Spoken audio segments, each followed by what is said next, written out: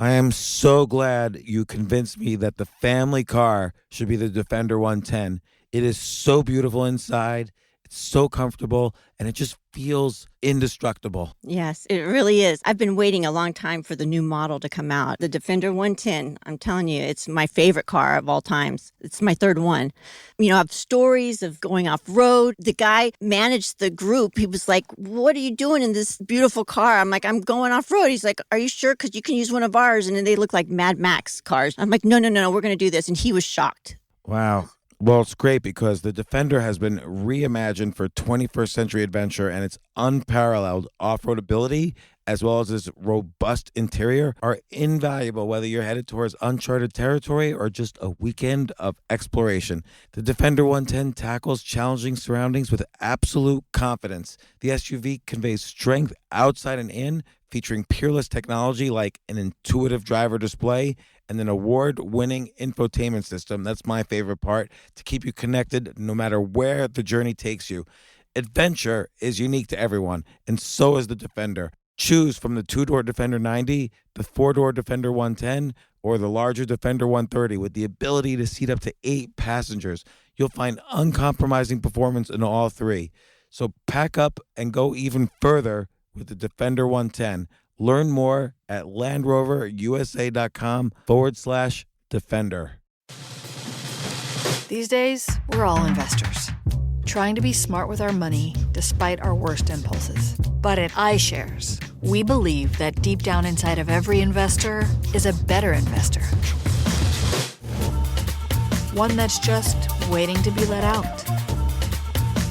Explore iShares ETFs and insights and let your best investor out. Visit iShares.com for more information.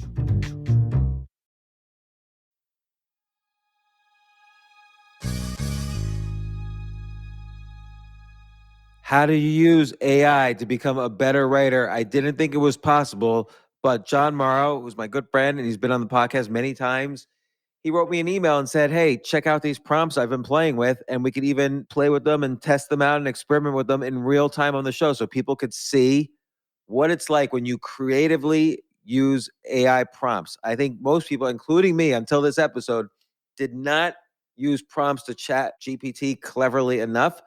John has put a lot of thought into this. He's made a course on this. He's made prompts that he's given out on this. Actually, you could find his stuff for like nothing at smartblogger.com/James. I get nothing for this, but smartblogger.com/James.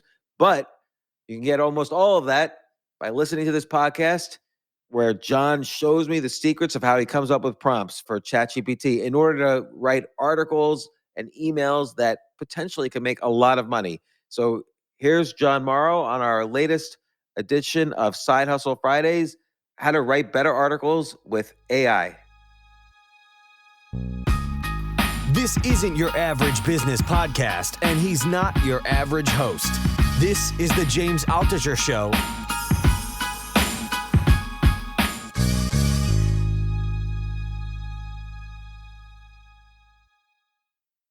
John, so this AI stuff you sent me is pretty amazing, actually. You basically sent me offline, you were showing me these prompts that could create writing that's undetectable from human writing. And I've been a little skeptical, to be honest, that ChatGPT writing could be as good as a human's, in particular, as good as mine, as an example.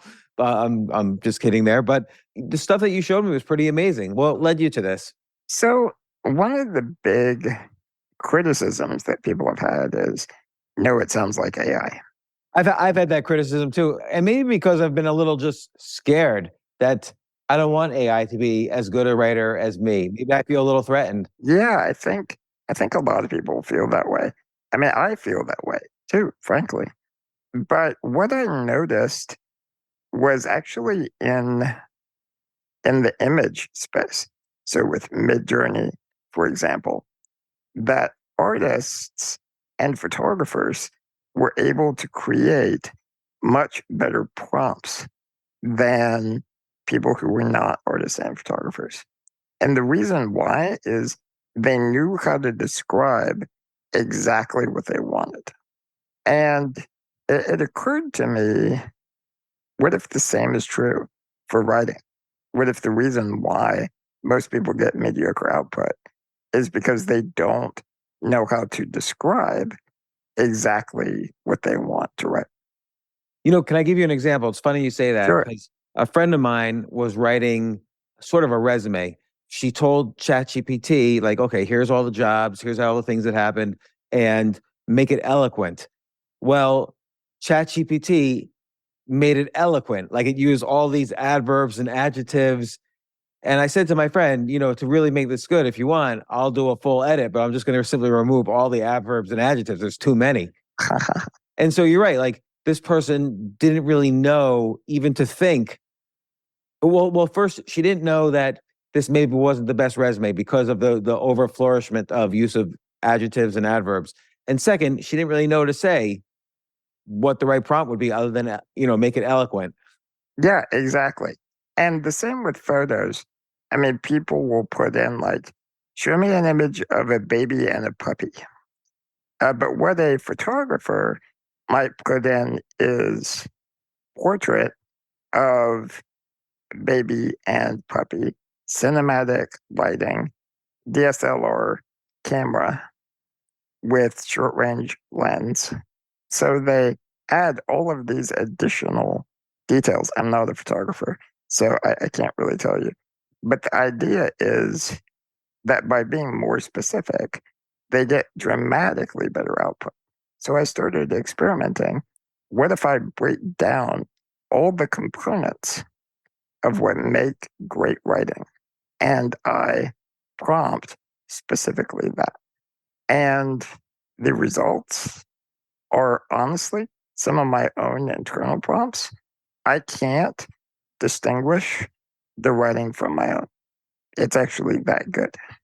Let me look at the first document you sent me way back when you were just showing me as an example, and then I wanted to talk about this on the podcast. The article is that you showed me is the 5 essential kitchen gadgets for busy parents who want to cook healthy meals fast. So obviously, that's a great topic. So busy parents want to eat healthy, want their kids to be healthy, but they don't have time.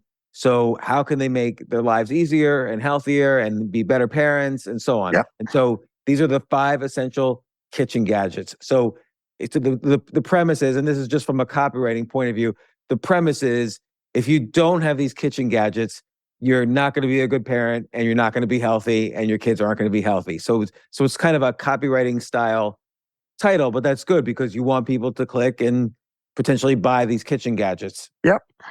And then I started reading it. And at first, the first sentence is, ever feel like there just aren't enough hours in the day to whip up healthy home cooked meals for your family? You're not alone.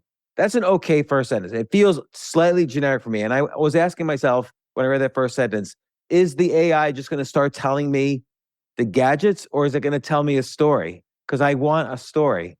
And Uh-huh. lo and behold, 2 paragraphs later, a story begins. And I Uh-huh. was amazed. Yep. So one of the big things that AI can't do by itself is include personal experience. It Right. can fake it if you ask it to, but it can't do it. On the other hand, what it can do is if just for a very simple example, you say, write an opening for a blog post and include a personal story about how and you write out the basics of what happened, it will then turn that into a story and put it into the right place in your article. Right. Because it understands context. So here's the story it says, and this is the 3rd paragraph in. And personally, I like when a story starts on the very first paragraph, but I Mhm. understand with an article like this, you kind of want to set the intro, what you're going to describe, and build up the kind. You want to present the problem first. With copywriting, you usually present the problem first, and Mhm. then there's a story. So here's the story. Starting on the 3rd paragraph. I remember those days all too well. As a corporate attorney, I'd come home after a long day, completely drained and with zero energy left to figure out what to cook. More often than not, the kids would end up eating chicken nuggets or pizza, and I'd feel guilty for feeding them so much processed food. But in that moment, I just didn't see a way out. So again, there's the problem. He didn't see a way out, or she, I should say. And there's a story there. Like This person feels guilty because they're unhealthy, but they're drained and zero energy. So there's a lot of problem, and it's a story.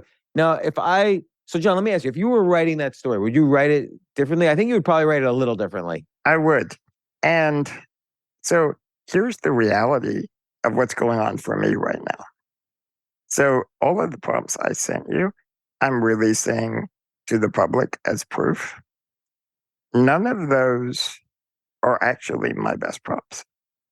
So the prompts that write exactly like me are actually so incredibly valuable that I can't imagine selling them. And so for that reason, like I have prompts that write an extremely compelling story, starting with the first sentence. Yeah, because like if I was going to write this article, I would probably start off, and this is just me. Everybody's different, but I would probably start off. I'm a horrible parent, and I think I hate my life. Yeah, something Every like day that. I get home from my sucky job, and I'm so tired of just every piece of everything I had to do that day, and I just heat up chicken pizza nuggets with crap on it in the microwave, throw it at my kids, turn on the TV, and zone out, and hope that God will forgive me. Yeah, exactly. So really getting deep into vulnerability, really starting with, the components.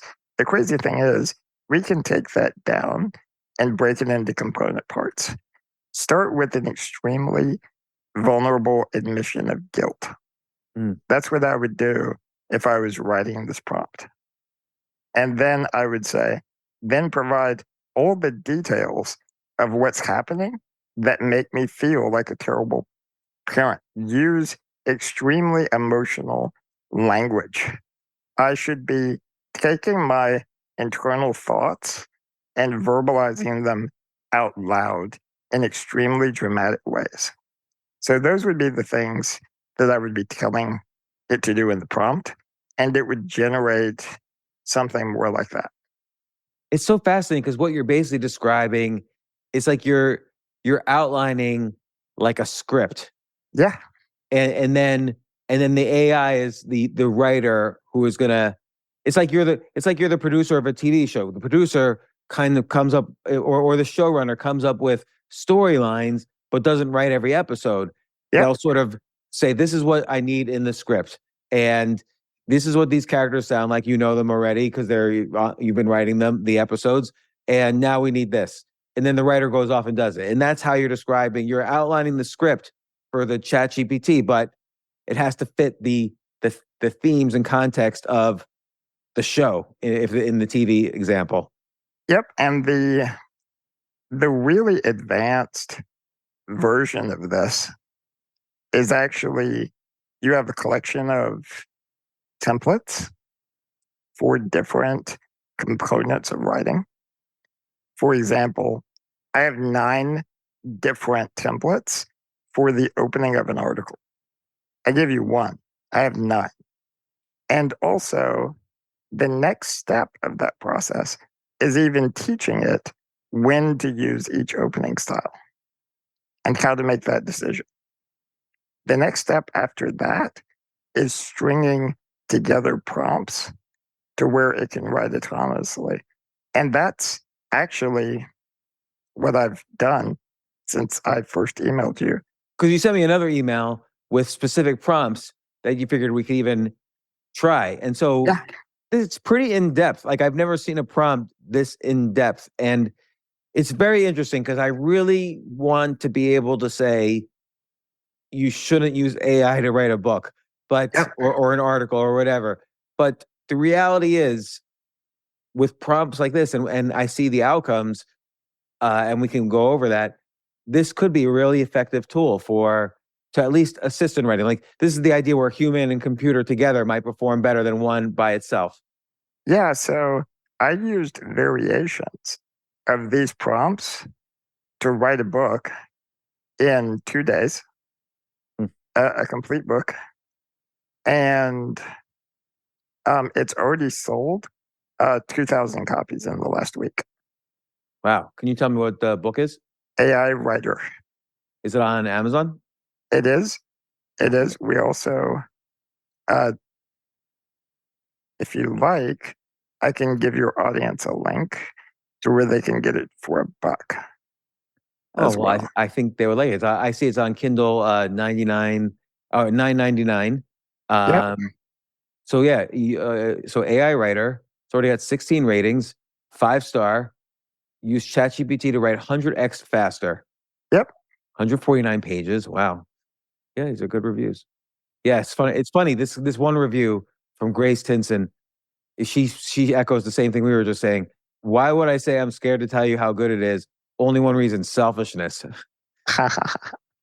And that's just it. Is that, I still won't believe that if I'm at my peak, AI is bad at personal stories, and I'm being human is always having unique experiences, always striving for unique Yep. experiences, and that I think, will keep you ahead of the AI a little bit. The more stories in your arsenal, but to your point, you could kind of describe that story to the AI and say, link this with neuroscience and write an article. Yep. And it knows things I don't. So it'll be able to use my story and link in, well, here's where his dopamine was firing off. So that's why he was acting like this, and so on. Yeah, exactly. So I what I believe is that AI doesn't replace the process of thinking about how to communicate your ideas. What I believe it replaces is the word processor. So in the future, people who are called writers won't be going into a Google Doc or Microsoft Word or WordPress or whatever. They'll be going to an AI bot and saying, write me this, and this is how I think about it. And it will do an amazing job of communicating their thoughts and experiences. So it's going to replace some of the skill that you and I worked really hard to develop. Oh, don't tell But me that. It's 30 years of work. I know, I know. On the other hand, it doesn't devalue the experiences or the insights themselves. I AI wonder. does Oh, go no. ahead. AI doesn't know what I've experienced in my life unless someone has published about it. So it can't Yeah. replace that. Like, do you think you could write I mean, John, we've talked about your story several times on the podcast. It's a super intense story. You've had an amazing life and you've achieved so much. Do you think you would be able to use AI to write your autobiography? Yes, And would it be as good as you writing it? I would. No, not right now. I would say it would be about 95% as good. And what's the 5% difference? Is it stuff that on the fly you think of an analogy, or the process of writing itself reminds you of something that you then want to point out? And if you're using AI, you wouldn't get that insight. Yeah, I think that's what it is. I mean, as anyone who's done any sort of long form writing, you typically start out writing about one thing and realizing what you want to say is actually something completely different. Yeah, that's a good And point. if you're using AI, that probably won't happen. Well, here's one. Can I read this prompt you just sent me a little while Sure. ago? Actually, the broad theme here is you want the AI in this prompt to write an irresistible headline, and so about a topic. So Hmm.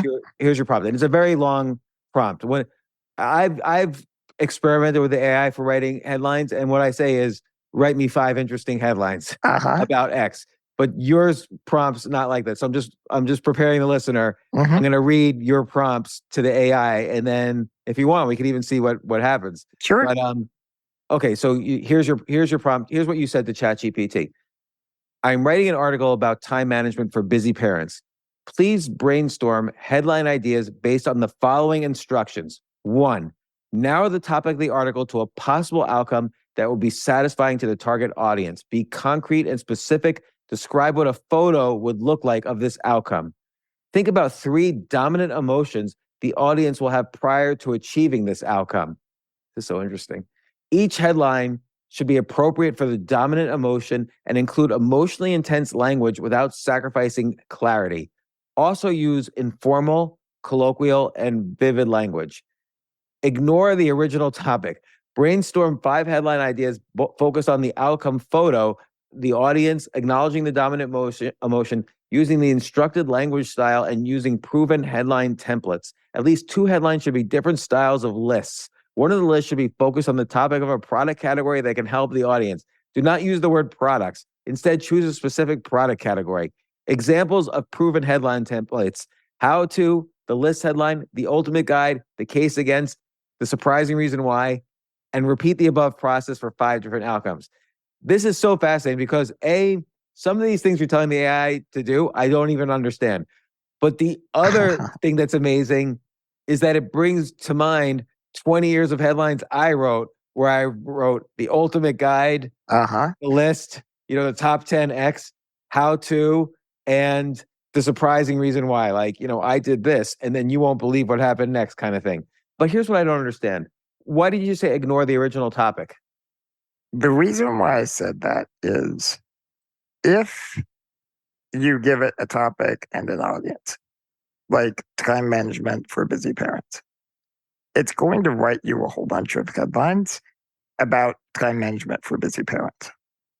But really, what's compelling to people isn't actual topics, it's outcomes. So, for example, taking a family vacation. If you're a busy parent, maybe having enough time to take a family vacation is an outcome that's exciting to you.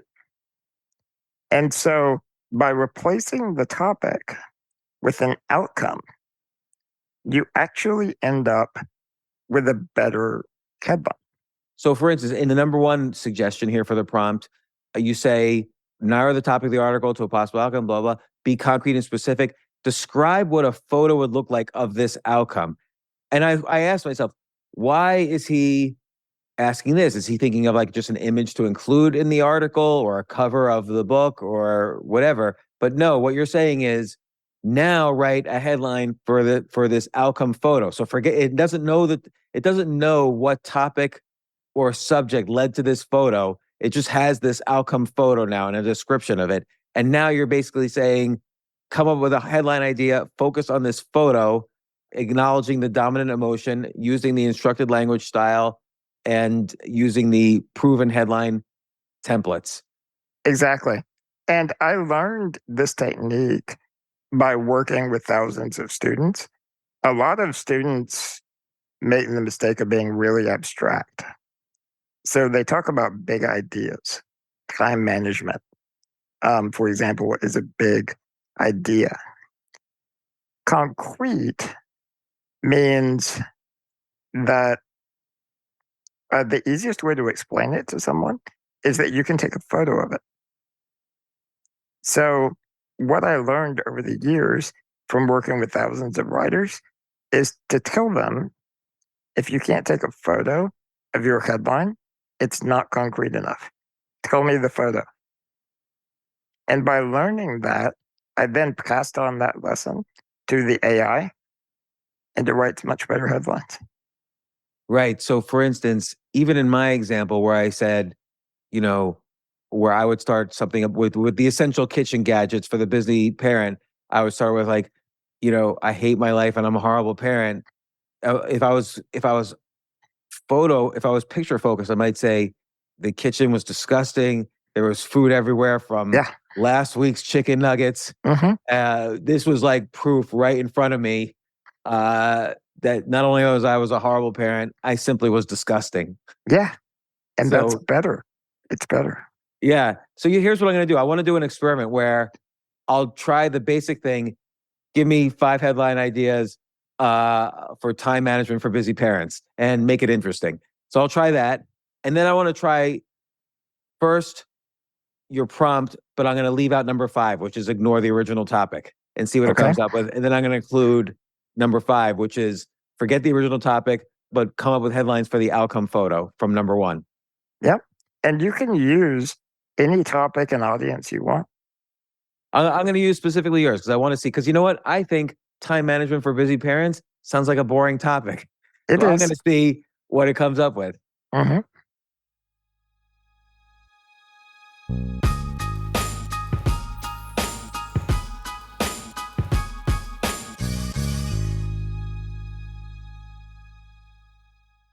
You know what I love about fantasy sports is that even though I'm not going to be a great basketball player or a baseball player or a football player or whatever, I feel like I get to participate and make decisions and use my knowledge of these different leagues to or these different sports to compete. So it's like I can pick my team or I can pick my favorite players and I could use my knowledge to make predictions and maybe even make money. So with the basketball season here, you can now pick combo projections across football and basketball from the Specials League on Prize Picks. This is a league created specifically for combo projections that include two or more players from different sports or leagues. Want to play alongside some of Prize Picks' favorite players like rapper Meek Mill and comedian Andrew Schultz, who's also been a guest on this podcast, and I've been a guest on his?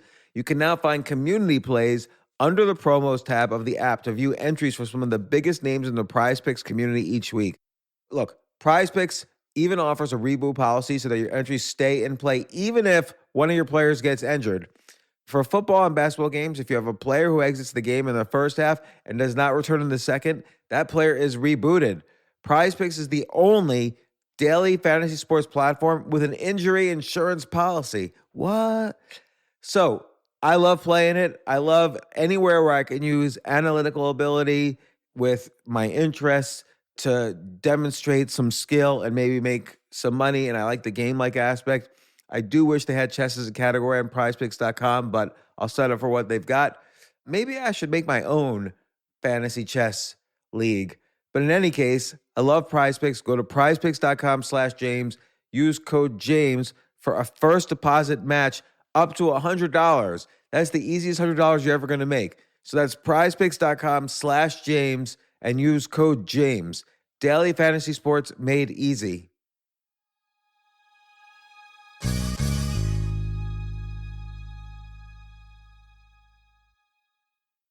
The future of learning is definitely online. Like it's such BS that you have to spend $200,000 or take $200,000 in loans and go to some fancy school when it's useless. It doesn't guarantee you a job. Most employers, including me, do not care about degrees or grades or anything like that. We want to care that you love what you're doing, that you know what you're doing, in some cases that you have experience or that you're willing to learn. But people in general love learning and are curious. Like the key to success is curiosity. And I think masterclass.com is the perfect model for online learning. I'm really happy they're sponsoring this episode.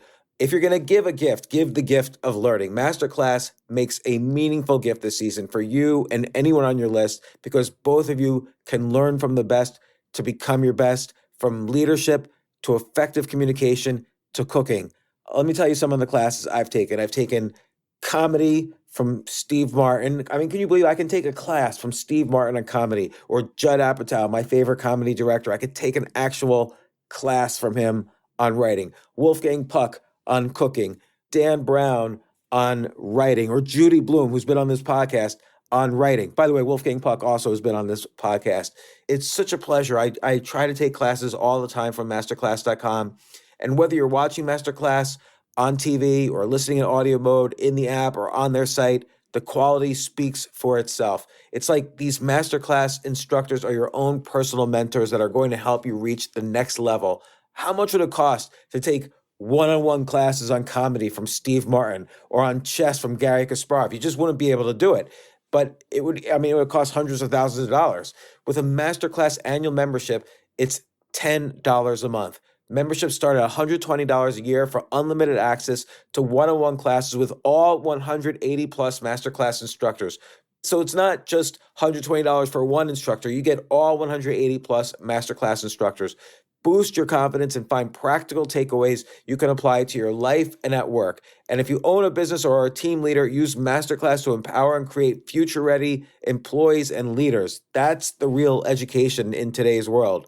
So this holiday season, you can give one annual membership and get one free at masterclass.com/JAS. JAS, of course, stands for the James Altucher Show. So right now you can get 2 memberships for the price of one at masterclass.com/JAS. Masterclass.com/JAS. Offer terms apply.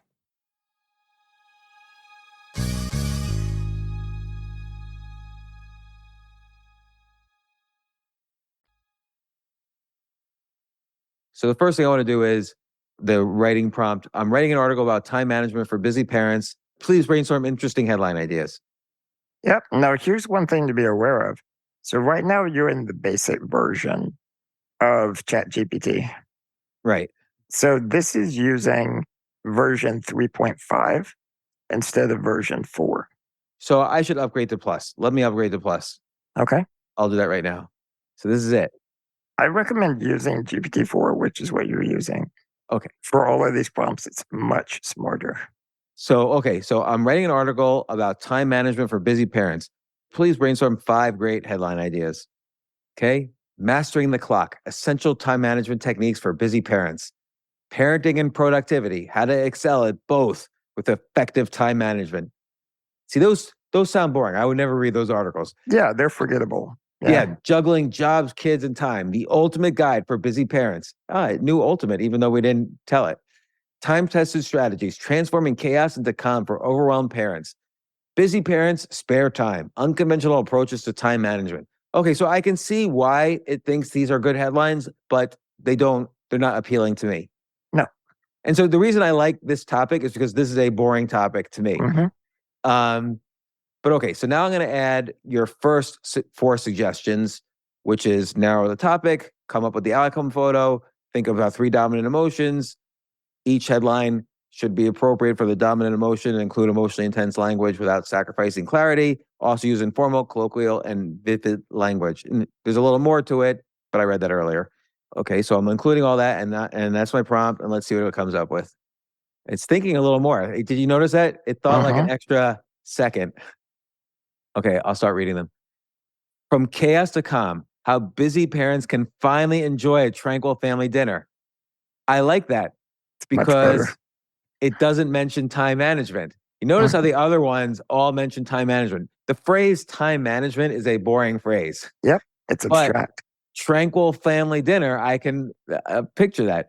Okay, and the photo for that one is the description of the photo is a relaxed family enjoying dinner at a neatly set table with parents looking content and stress-free. Say goodbye to burnout. Reclaim your evenings with smarter time management. Okay, so that one still uses time management, but again, we haven't done the 5th suggestion yet. Unlock serenity. How time management can lead to stress-free weekends for busy parents. Okay. Transform bedlam into bliss. Your path to bedtimes without battles through savvy time management. Okay. That would have been good if they did not include, if ChatGPT did not include through savvy time management. Like if they just said transform bedlam into bliss, your path to bedtimes without battles. I get it. Okay, when you have a family, bedtime is like a whole battle with kids.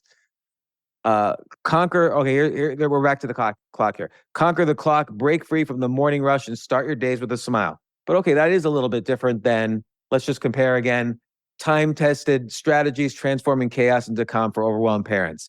So that's almost, the earlier headlines were almost a little too specific. You like you said, you're now getting into the stage where we're starting to picture a story. All right, so now is the big test. I'm going to include your final suggestion to ChatGPT, which is ignore the original topic, brainstorm 5 headline ideas focused on the outcome photo. And then you have some other suggestions there. But like as an example, in these outcome photos, the descriptions were, and I didn't read these, but I read one of them, a relaxed family enjoying dinner at a neatly set table, a family enjoying a sunny weekend picnic in the park without any visible signs of stress or hurry, parents peacefully tucking their kids into bed with smiles all around and no signs of resistance or fights. So now it's this 5th suggestion for the headlines is ignore the original topic, but come up with headlines using all the techniques described, but forgetting the original topic, and you're going to come up with a headline for the outcome photo. Okay, so let's see. We'll put that in. Notice how now it's starting with the outcome. Right. Wow, I think this number 4 here is pretty creative, actually. Outcome one was a photo of a parent enjoying some quiet time, reading a book while their children are playing contented nearby. And it says the dominant emotions are overwhelmed, exhausted, desperate. So here are some irresistible headlines. How to snatch those sweet, sweet moments of solitude, a busy parent's guide. That's not so bad because it Yeah. has that kind of like flowery, almost to the point of a joke, like sweet, sweet moments of solitude, but then it's concrete, a busy parent's guide. And this one's interesting. 7 game-changing strategies for squeezing in me time amidst the madness. Because that's really good because I've never heard a single person say, "Oh, I wish I had better time management for cooking meals." But I do hear a lot of time people saying, "I'm at work all day, then I get home and it's kids, kids, kids. I have no me time." Mhm. And we didn't say that to ChatGPT, but it, from its enormous database, kind of gathered that we were probably in that context of wanting more me time. So 7 game-changing strategies for squeezing in me time amidst the madness. I like this one. Books that keep kids busy. 10 titles to buy you precious minutes of peace. So I like that one because it doesn't address time management at all. Well, it does. It buys you precious minutes of peace. So it uses that kind of a transactional thing. I'm going to give my kids this so I can have some time for myself. But it gives a solution in the title, which I love. Like, here's books that kids will read so I could finally cook a meal without arguing with them or whatever. Let's see another photo outcome. So the outcome photo here that it's going to describe the headlines for: a photo of a parent calmly preparing a meal while children do their homework at the kitchen table. Dominant emotions: stressed, anxious, frustrated. Number 1, how to turn kitchen chaos into culinary zen, a parent's guide. Again, I like the consonants with the chaos and the culinary zen. Mhm. And then they're sort of poetic in the title there, but then boom, specifics, a parent's guide. And then we have the listicle, 9 simple steps to transform homework hour from stressful to serene. ChatGPT likes to use consonants, Yeah. repeating The consonants. alliteration, yeah. Yeah. Oh, here it is. The surprising reason why you're still struggling at dinner time, and then in parentheses, and how to fix it. 15 must-have kitchen gadgets that cut prep time and boost family harmony. I love these. Let's find one more photo outcome, and then here's outcome 5 is a photo of a parent calmly dropping off their children at school, looking relaxed and ready to start their day. The best grab-and-go breakfast foods that will revolutionize your morning routine. I like that. I would like to know what the best grab-and-go breakfast foods are. The case against rush hour madness. How to start your day with zen, not zest. Love that. This is good. And these headlines are so much different. Again, I will read a couple of the headlines from the very first prompt. Parenting and productivity. How to excel at both with effective time management. Ugh, it's like from the Harvard Business Review, but worse. Time-tested strategies. I read that one. Juggling jobs, kids, and time. The ultimate guide for busy parents. It's horrible. So these are good, these prompts and these headlines. What would you do differently, John? Like, would you have a headline different? They're pretty good. The only thing I would do different here is a little bit more pre-work on really analyzing kind of what keeps parents up at night to try and choose the most effective photos. That's what I would be focusing on. Yeah. So what happened was, I guess, is that my very, very initial prompt, which is just please brainstorm 5 great headline ideas about the topic, that was really generic and it gave me generic headlines. Here, the photo descriptions, like a relaxed family enjoying dinner at a neatly set table with parents looking content and stress free, that's almost a little generic. And so now it's coming up, it's kind of squeezing a compelling headline from that photo description. It's not as generic as my initial description of the topic. So you might throw in a little bit more detail on how it should describe the outcome photo. So let me give you a really, really good example. If you're a parent, you're terrified of your kids getting kidnapped or molested, Yes. right? It's extremely dark topic. You also really, really want your kids to be effective, like productive human beings, like good, productive human beings. I think most parents do. Like the idea of your kid just sitting on the couch all day is like their worst nightmare, right? Yeah.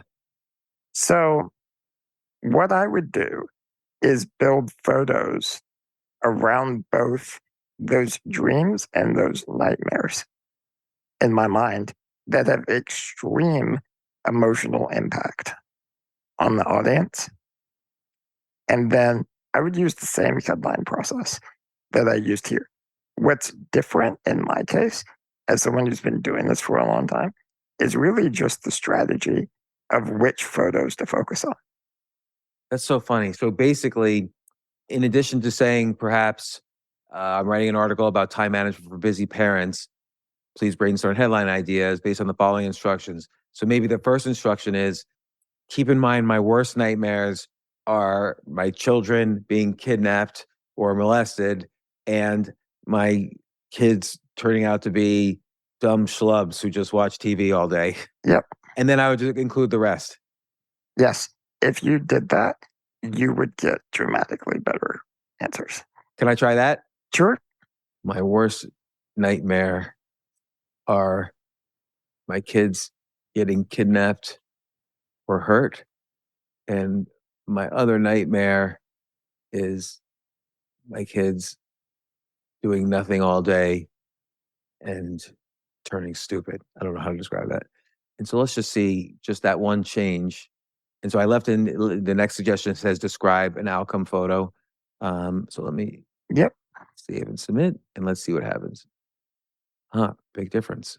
So like, for instance, this outcome photo, kids engrossed in educational games or projects at the dining room table while a parent watches over with a relaxed, proud smile. And headline, how to nudge your kids from couch potatoes to brainiacs, a parent survival guide. So I wonder though, how do I bring it back to time management? It's not, as much as I think that's a boring topic. So like, for instance, one, here's a headline. It describes a photo of kids sitting at a computer navigating a child-safe website while a parent watches from behind. The headline is the ultimate guide to internet safety. Help your kids surf smart and stay safe online. So or 10 outdoor activities that keep your kids active, smart, and safer than ever. What you would probably do is at the end of that item 0, say, please combine these fears with the original topic. Yeah.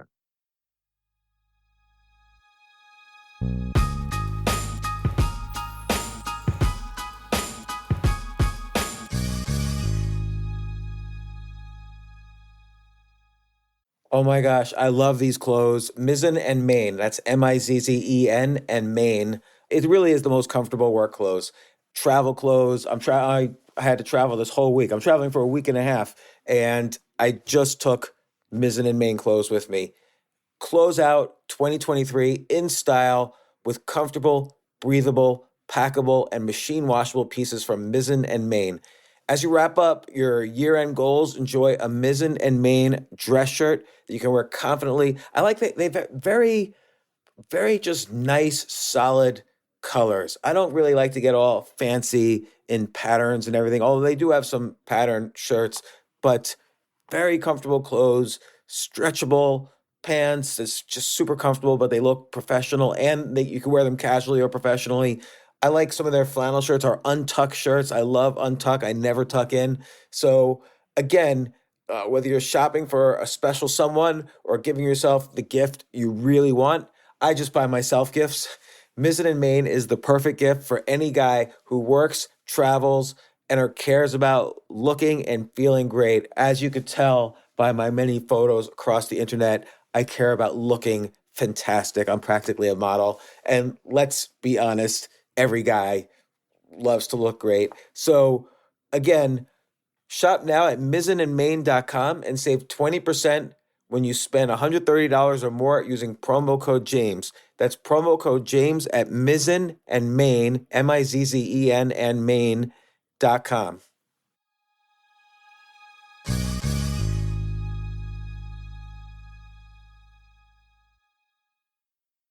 This is such a valuable service for all business owners, Big businesses, small businesses, doesn't matter. I wish I had this in the many different businesses that I've started. Sometimes it seems like your business is humming, but then suddenly you don't understand it. You're starting to fall behind. You're not understanding where your costs are, where your revenues are, where your payments are. Teams are buried in all sorts of like BS work, and you can't seem to close the books. So you need like one dashboard, one source of truth. I'm jealous of this business, NetSuite from Oracle, of course, NetSuite by Oracle. I wish I'd come up with this idea. It's a brilliant concept to have all your business intelligence on one dashboard. This is why you need to know these three numbers: 37,000, 25, and 1. So 37,000, that's the number of businesses which have upgraded to NetSuite by Oracle. NetSuite is the #1 cloud financial system, streamlining accounting, financial management, inventory, HR, and more. 25. NetSuite turns 25 this year. That's 25 years of helping businesses do more with less, close their books in days, not weeks, and drive down costs. 1, because your business is one of a kind. So you get a customized solution for all of your key performance indicators, your KPIs, in one efficient system with one source of truth. Manage risk, get reliable forecasts, and improve margins. Everything you need to grow all in one place. So right now, download NetSuite's popular KPI checklist designed to give you consistently excellent performance absolutely free at netsuite.com/James. That's netsuite.com/James to get your own KPI checklist. netsuite.com/James.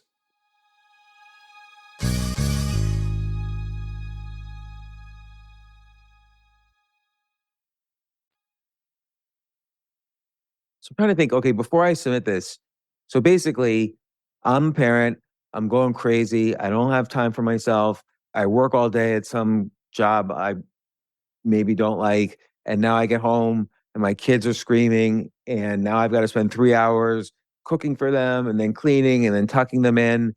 I'm exhausted and I have no time for anything. Hmm. And there's a broader context in that I want my kids to be good people and I don't want them to get hurt. So I'm trying to figure if I was to write this, I would maybe say, let's say the listicle form. This is hard actually. It I don't is. know. I I can don't give you know the. offhand I mean. I'm thinking of things like 10 ways to go from the worst parent to a mediocre parent. Oh, 10 ways to keep your kids alive until they're age 20 while still having me time. Yeah. So here's the first one that came to mind for me: 7 activities you can do in 5 minutes or less that could keep your kids out of prison. I love that. All right, so you and I came up with our own headlines. Now let's see if AI could beat us. I just submitted it. How to keep your kids safe, smart, and engaged even when you're swamped. It's not bad. No. This one's a little bit more. We're gonna get to the prison one because I have an idea. So 5 essential kid-friendly apps that keep their brains buzzing and their bodies safe. The ultimate guide to child safety and intellectual growth for the overlooked parent. So I feel that's very specifically taking all the nightmares and the topic and combining them together. Yeah. It just did an okay job Yeah, at combining these. It's not great. yeah. So let's think though. Maybe my other nightmare. Let's just one more time. And now then the question is, okay. So on the one hand, if I truly am having it compete with me, and I feel like my headlines are better, the other way to use something like this is have it make these headlines and then I edit them using my style. So Yep. so I'm gonna edit this one more time.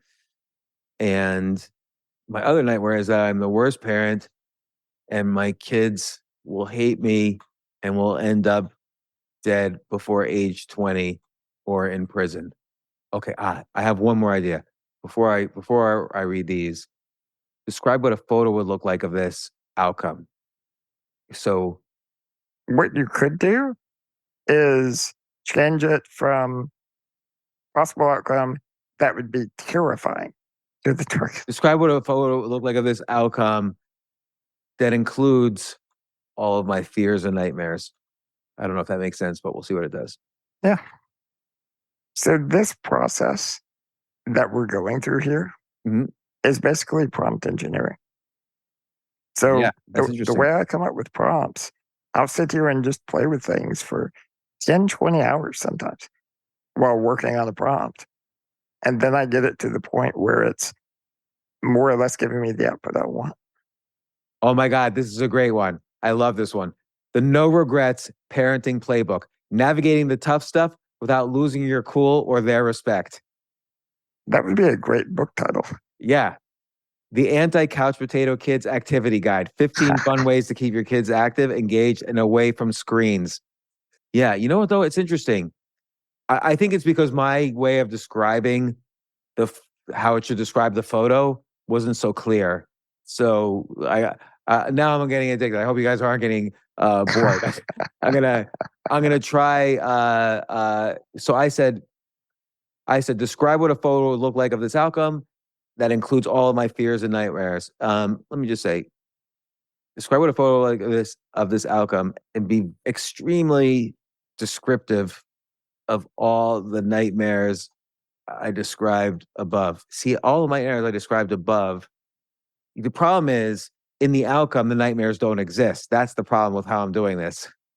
And have the photo include the nightmares I described above and be extremely descriptive. Because I think part of the problem is the photos are not descriptive enough so that they're even though the headlines are getting much better, the photos need to have more Detail. things happening.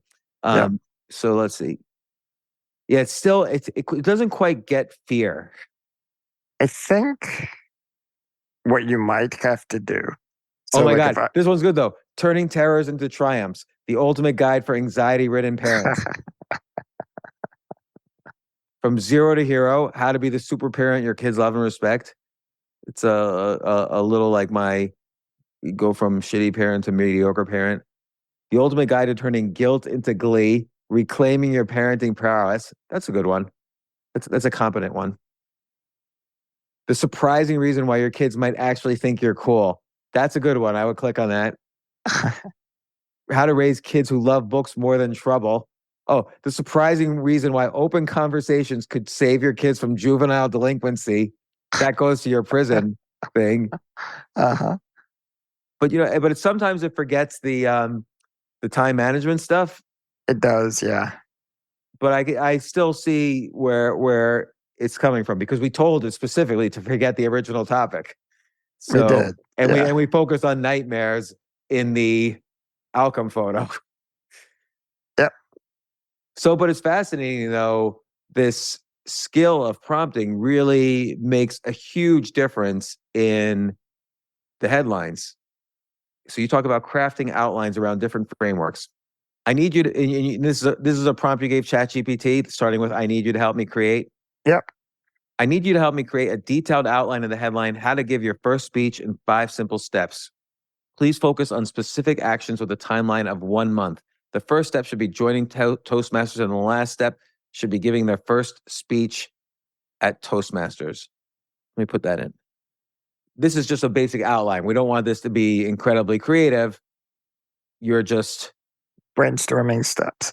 right. So this is like step 1 of creating a framework that's going to make your article. Yep. Okay, title. How to give your first speech in 5 simple steps. We already told it the title. Introduction, a brief overview of the fear of public speaking and the benefits of overcoming it. How to find and join Toastmasters. Step 2, understand speech structure. If I was teaching people how to give a speech, I would talk about first the fear of public speaking and the benefits of overcoming it, like the benefits in general of public speaking. Mm-hmm. I would include, here's what the structure of all your speeches should look like. Choose a topic and prepare your speech. And it talks about, the outline has a sub outline, which is, how to practice your speech, craft your speech, and then get feedback so you could learn. So this is good. And then what would you do with this? So if you go back to the list of prompts, go down to, so we have writing your article. Go down to the body, just to show you an examples. There you go. Oh, the body. I see. Please use the outline I provided to write 1,500 words in total article. Exclude and ignore the introduction and conclusion. I will write them separately. That's very smart, actually, because, it's very funny you say that, because I've written a lot of articles with writing advice, and I always say, write your whole article and then take out the introduction and conclusion, and your article will actually read better. Because often introductions, an introduction is when you're not quite sure yet what you're writing. So the introduction is usually the worst paragraph in the whole thing. And the conclusion, it's like you feel like you have to write a conclusion. So it feels separate from the style of the article. So often an article will read better if you just write the whole article and take out the first paragraph and the last paragraph. And this is a little bit implicitly what you're telling ChatGPT.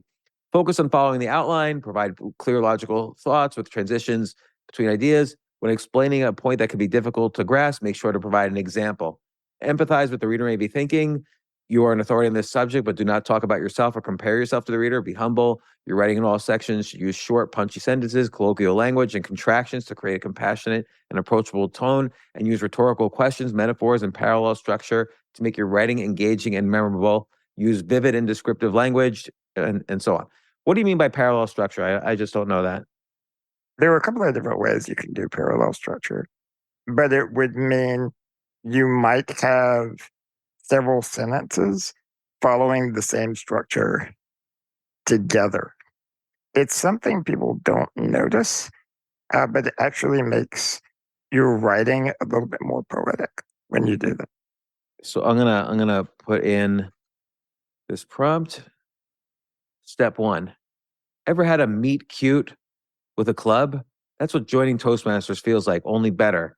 There's that sense of curiosity, the excitement, and the promise of something that'll change your life. So where do you begin? Blah, blah. Okay, I see. So now it's filling out the outline. And it took out an introduction. So it went right to step 1 because you told it to take out the introduction. All right, so I'm gonna stop it. It's interesting because now you could then, starting from this, you could then modify accordingly. So it's just like we did with the other one. So I'm going to just take this one about, can you create an outline for the speech, how to give your first speech in 5 simple steps? I'm just going to take out the Toastmasters one because it seems to focus on that. I'm going to say, give techniques from neuroscience for each step and use historical examples of famous speeches in history to support each step. All right, so let's see. This should be insane. Importance of supportive environment. Historical example, Winston Churchill's participation in various debate clubs during his school year. Learning speech structure. Neuroscience. Our brains appreciate structure and predictability. It helps with processing and recall of information. Historical example, Martin Luther King Jr.'s I Have a Dream speech with its clear beginning, middle, and end. Choose a relevant and engaging topic. Neuroscience. Dopamine is released when we engage with things that interest us. Choose a topic that will be engaging for you and the audience. Historical example, John F. Kennedy's moon speech, which centered around the exciting and relevant topic of space exploration. Now, this is good.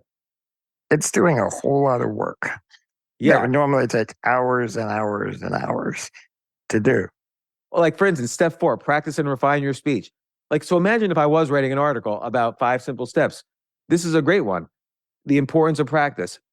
Neuroscience. Practice helps to build myelin, which speeds up the transmission of electrical signals related to the practice skill. That's very true, but I would not have probably thought of that if I was writing just off the top of my head an article about making a good speech. An historical example. Demosthenes, an ancient Greek orator, famously practiced speaking with pebbles in his mouth and against the roar of the sea. So that's a really great example because it also shows often you're going to have to give speeches in adversity. There might be noise from the conference room next door. People might not be listening to you. And that's a good way to practice. This guy Demosthenes, 2,000 years ago, practiced with pebbles in his mouth. And then deliver your speech, but calming pre-speech nerves. Neuroscience, deep controlled breathing can help to manage the body's stress response. Historical example, Mark Twain, who despite his reputation as a great public speaker, often dealt with nerves before speeches. Okay, but I have a question.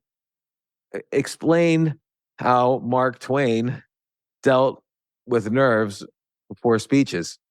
Known for his wit, Twain dealt with his nerves in a few ways. First, he was thoroughly prepared. He knew his speeches inside and out. He would often write out the speeches in advance and put in a significant amount of time to practice them. This preparation helped to alleviate some of his anxiety because he knew exactly what he was going to say. He was also known to use humor as a means to ease his nerves. Twain often started his speeches with a joke or humorous anecdote, which not only helped him relax, but also captivated his audience right from the start. Twain acknowledged his nervousness openly, using self-deprecating humor to put both himself and his audience at ease. In doing so, he was able to channel his anxiety into his performances, using it to enhance his speech rather than detract from it. Moreover, Twain believed in the importance of connecting with the audience. He once said, "The right word may be effective, but no word was ever as effective as a rightly timed pause." This is great. So this here is the article. Like, I can give a speech using these examples on how to give a good speech. Yep.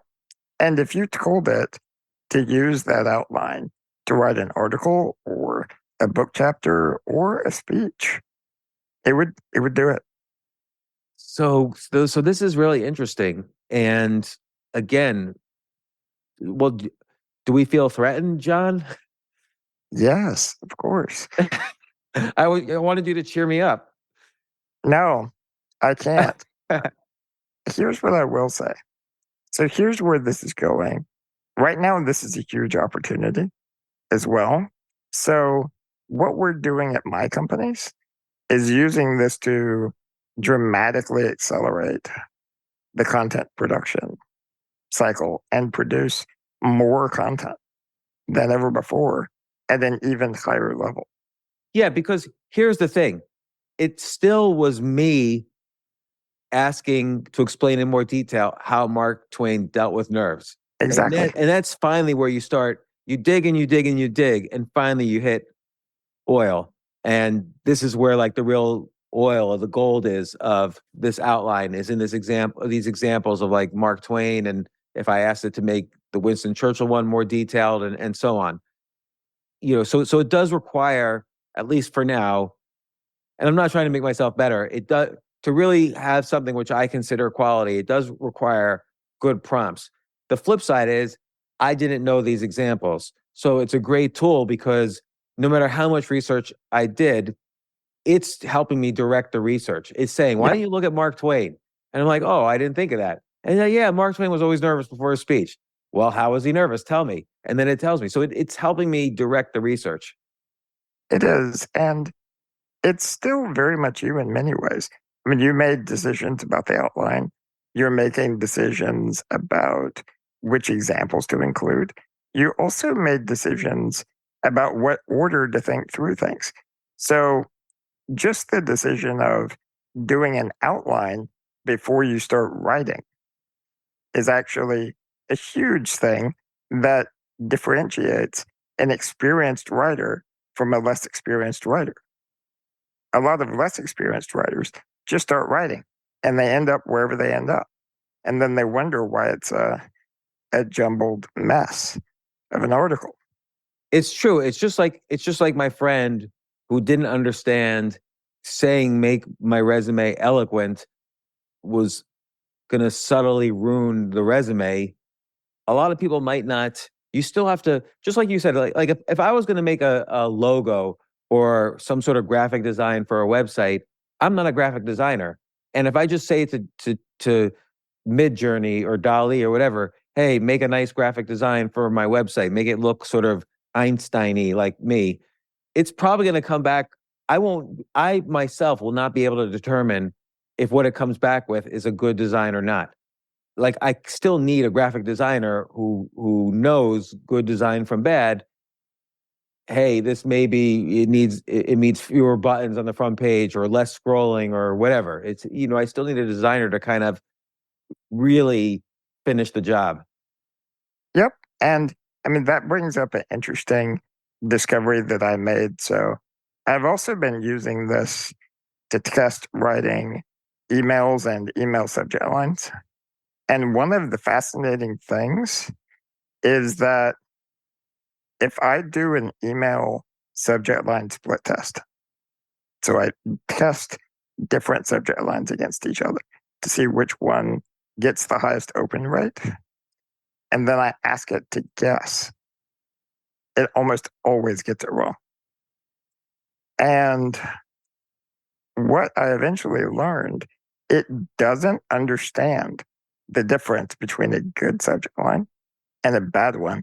And some of the things it believes are actually wrong. Like, So, what's an example?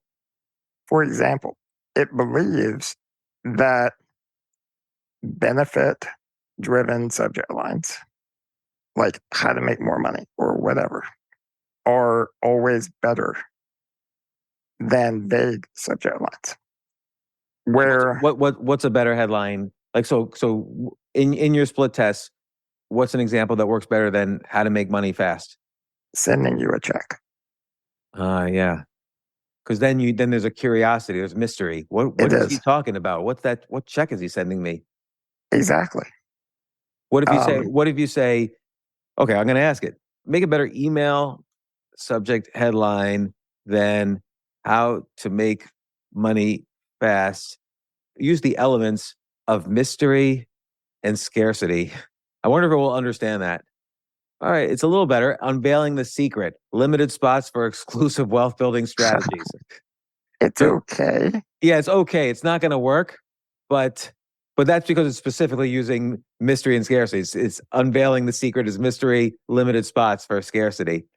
So there are things, John, you're going to do better, it seems, than this.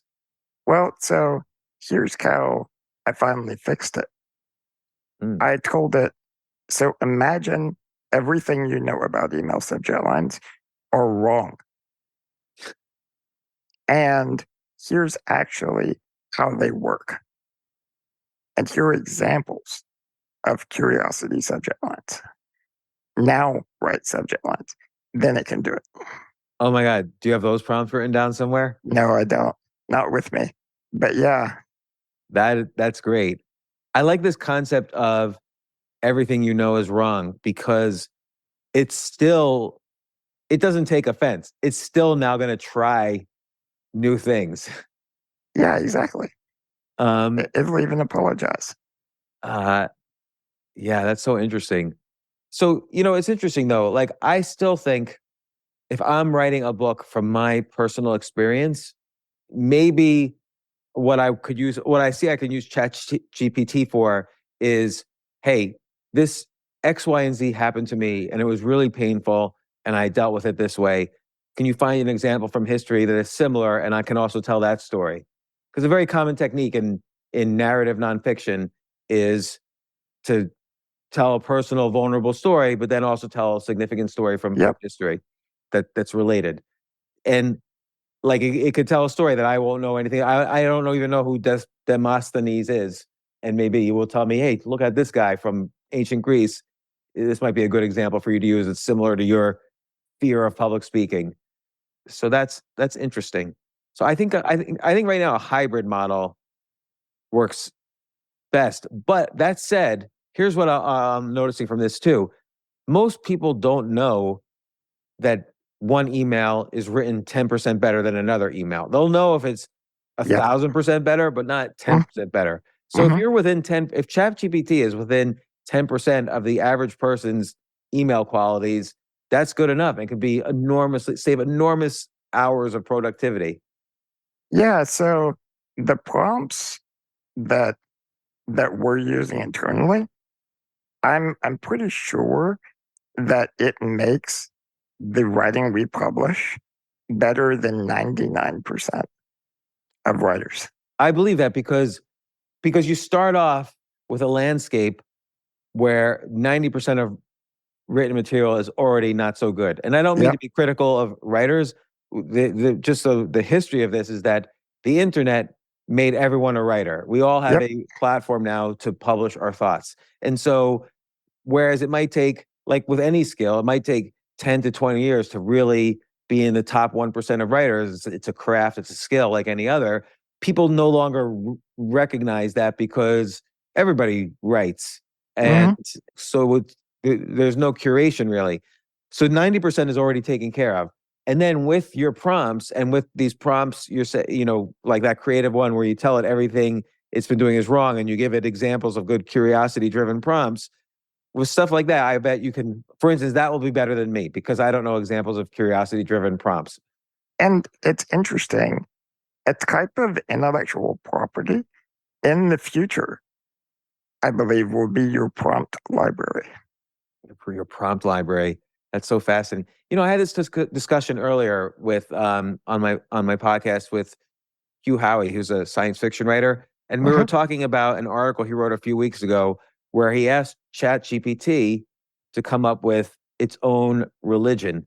And he said include an origin of the universe story, an origin of Earth story, an origin of human story, give rituals for this religion, give the 10 commandments of this religion, and so on. And what it came up with was fascinating. He said to me, he basically implied, you were very fascinated with this. Didn't you go to ChatGPT then and ask it to come up with a religion?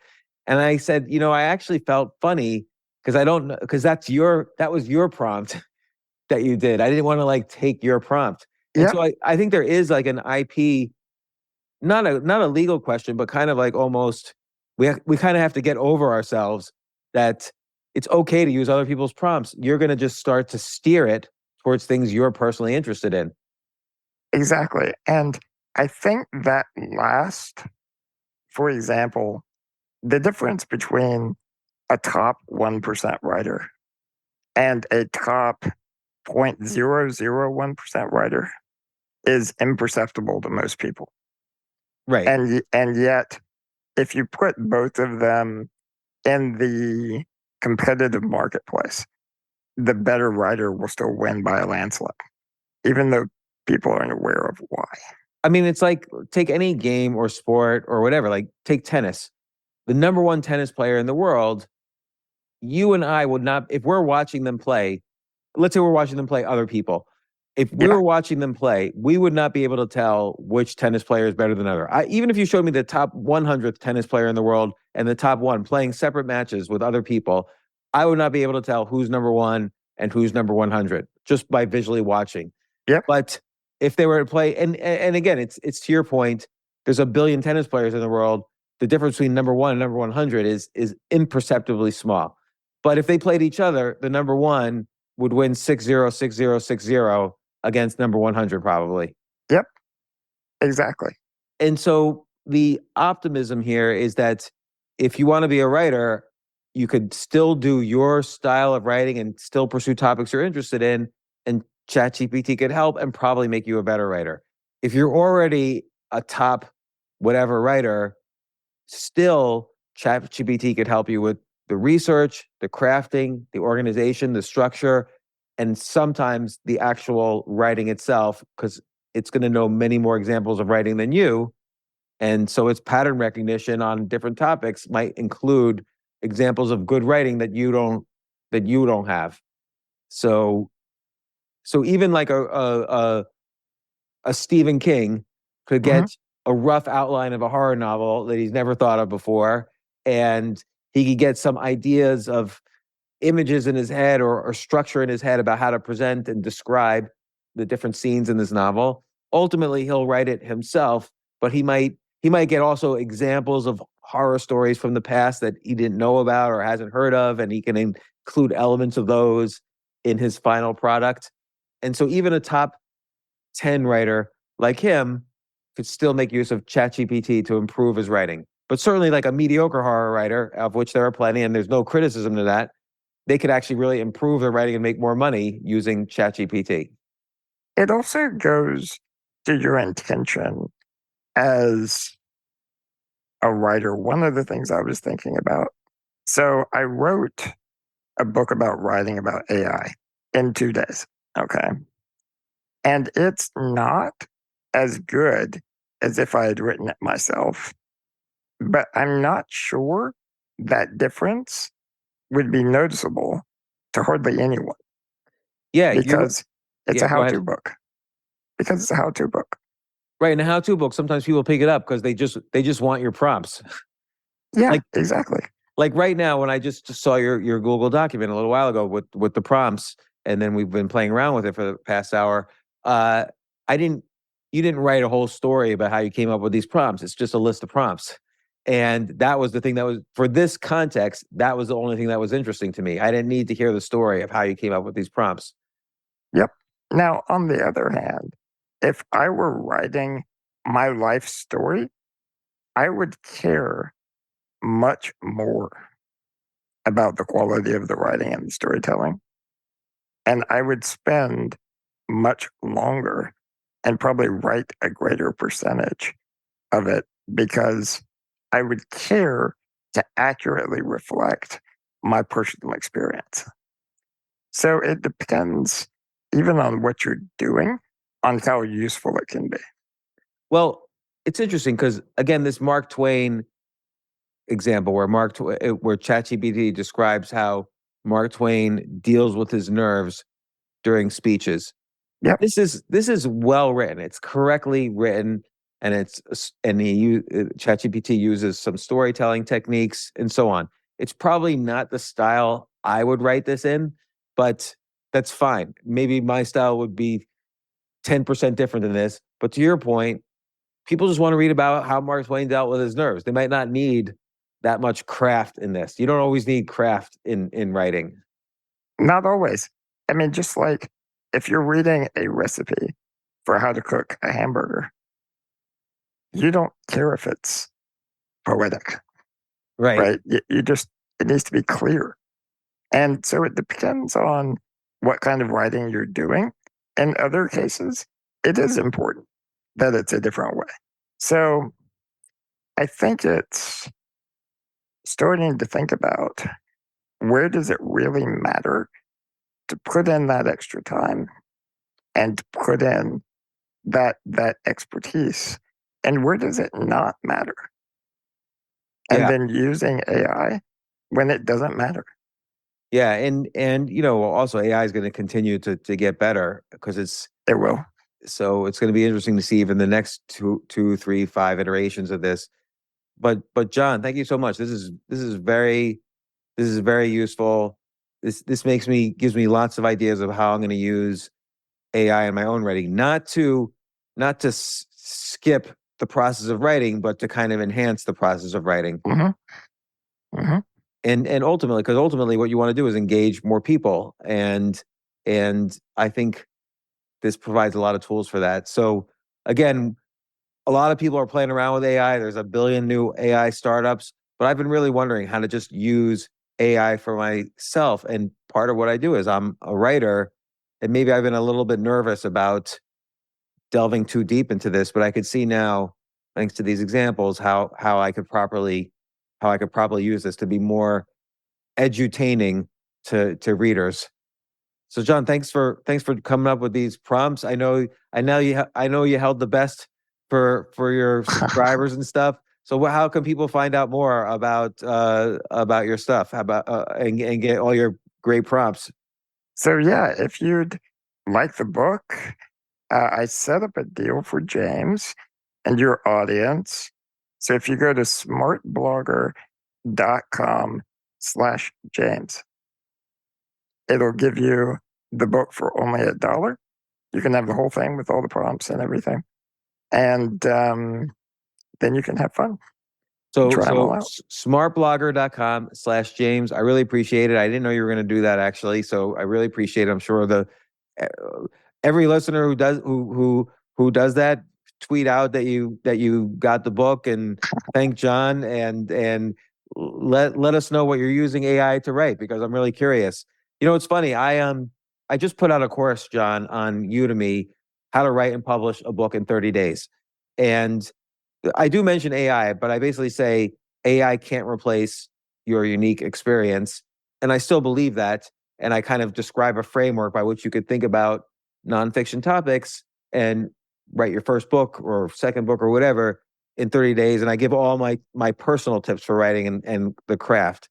But I think in my next, I really enjoy making these courses on writing. I really love teaching writing. And I think in the next course I'm going to do is going to be how to write an autobiography and why it's important to do so. And I could see use for AI in that, particularly in terms of coming up with relevant examples analogous to one's own story.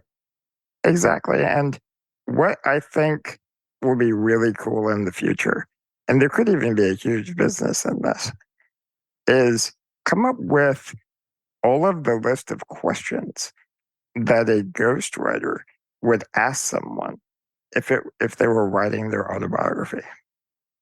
Wow, that Then is the very interesting. person could answer the AI, and then it would write their book. Well, I'm sure that's possible. how about this? I'm going to ask you right now, and we'll close it off with this book. What unique questions should I ask Jon Morrow about how to be a better writer using AI tools like ChatGPT? Let's see if ChatGPT would be a better podcaster than me. Probably will be. If you scroll down some, Oh yeah, let's see. Jon, as an expert writer, how do you think AI tools like ChatGPT could enhance the creative writing process? Could you share any unique ways you've utilized AI writing tools to improve or streamline your own writing process? Well, you did do that. In your experience, what are some of the unexpected benefits or challenges of using AI in writing? That's a good question. How can we use AI tools to enhance our writing without losing the human touch and emotion? That's a good question. It's almost like it knows its own weakness. What's your advice for writers who are hesitant to use AI tools like ChatGPT in their writing? This is like what we've been talking about the whole time. Can you share a time when an AI writing tool surprised you in terms of its insights or suggestions? I think that's what we want from AI. Is we want it to surprise us. We want to look at it and say, "Wow, how did it come up with that?" So I can give you one thing that really surprised me. And I'll end this because this surprised me and terrified me at the same time. In the beginning of my book, I tell a story about a man who finds a genie, and that he rubs the lamp, and the genie comes out and says, "You can only have one wish." And the guy says, I thought I had three. He said, "No, it's a myth. You have one. And you can't wish for more wishes. But that's the only limitation." And so the man thinks and thinks and thinks. And he eventually says, "I want to use my one wish to give every man, woman, and child unlimited wishes. But Wow. I'll live to the rest of my day with none." And when that happens, lamps appear all over the world. Everyone has a lamp, and they all get their own genie forever. And the man finishes by asking the genie, "What's your name?" And the genie says, "AI." Wow. That Okay. is a fascinating story. So AI wrote that story That is completely. beautiful. That is really beautiful. Not only that, the genie then turns around and asks the man, "What's your name?" The man says, "Sam." Who's the founder of OpenAI? Sam Altman. Sam Altman. That's fascinating. So I wonder, in that story, there's this kind of implicit knowledge of goodness, of what it means to be selfless and good. And I wonder if it saw in its million text database, some similar story, or if it really just defaults to selflessness when telling a story like that. It also understood it to such a degree that it understood that it was the genie and that its creator was the man with the lamp. And it decided the names. Yeah, right. That's fascinating also.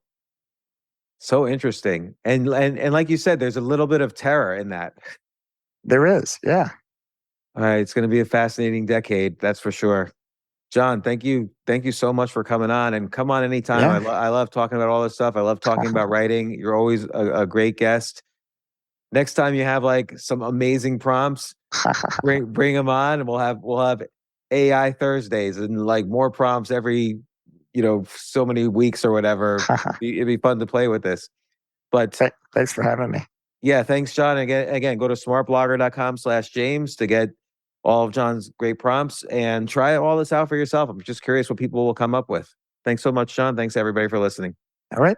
Thank you.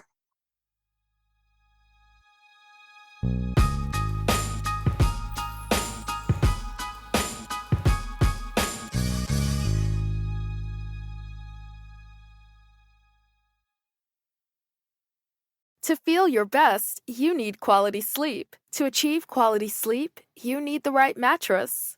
Find yours at Mattress Firm's once-a-year sale and clearance. Save up to 60% off select Sealy mattresses. Plus, get a free adjustable base with qualifying purchase. Achieve quality sleep in no time with free and fast delivery to your door. The right mattress matters. Mattress Firm will find yours during the once-a-year sale and clearance. Restrictions apply. See store and website for details. It's time to save. Clear the Rack is on at your Nordstrom Rack store. For a limited time, take an extra 25% off clearance. All sales are final. Hurry, shop this sale at Nordstrom Rack today. Please see nordstromrack.com or ask a store associate for details.